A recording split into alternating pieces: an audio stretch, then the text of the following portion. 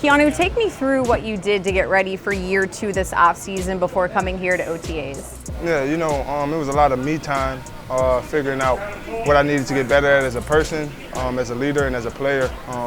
So I spent some time in Hawaii, did training there, body weight training, and then kind of amped up to weights later in the training. But it was an awesome experience. Got to clear my mind and get ready for year 2. Did you meet up with the Herbigs at all? Yeah, so it was us 3 there together. Okay, cool.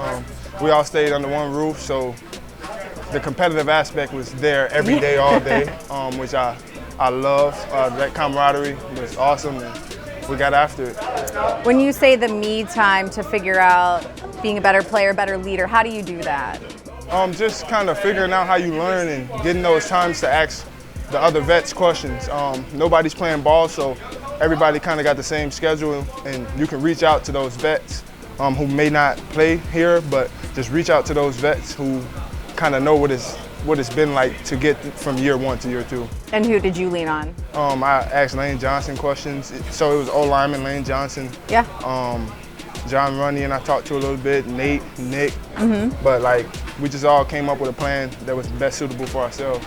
Was there anything you did different to prepare your body for the physicality in a long NFL season, especially getting off of your rookie season? A lot of recovery, a lot of mobility work, just making sure I'm taking care of my body, not only in the weightlifting aspect, but the recovery aspect as well.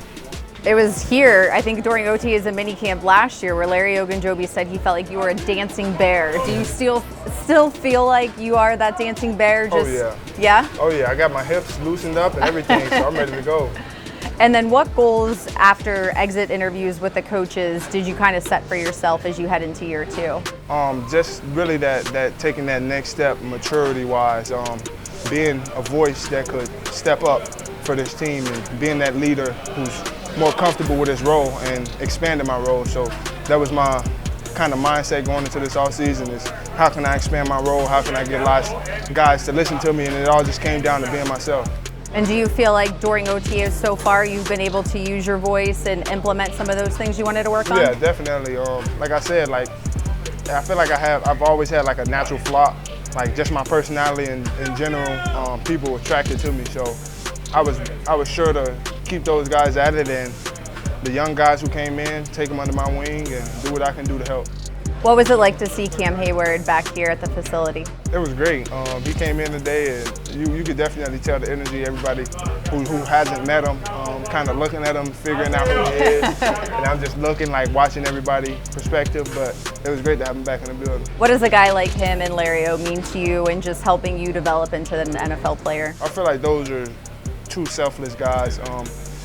Sometimes I feel like the questions were stupid, but they were answering them with honesty and let me know that ain't no stupid questions. So just being the guys that I lean on, my vets, to ask any questions, whether it's on or off the field, they're always there. All right, can we talk a little wrestling? A little bit, yeah. Okay, if you were to go against Zach Frazier, who would win? Me. No questions asked. I'm gonna say me for everybody. For everybody? Okay. Then let's do this. What if Zach Frazier and Logan Lee went against each other? I'm a D-lineman, so I gotta go with the D-line. Okay. D-line side. Does Peyton Wilson have a chance of taking either of those guys down? Taking them down? Yeah. He a little scrappy, so I give him a chance. He got a chance. First round, he a little scrappy guy. Over the past 2 years, they've drafted a lot of wrestlers. Yeah. How is that being incorporated in terms of maybe other people asking questions about it, or do you guys just talk amongst yourselves about it? I feel like we don't talk about it as much as people think we do. Okay. But it's just kind of that understanding of who we are, and wrestling.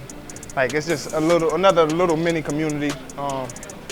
Just a different sport. Everybody, play basketball and stuff like that, but wrestling was the gritty, grimy sport. So it's nice to have that little community in the building.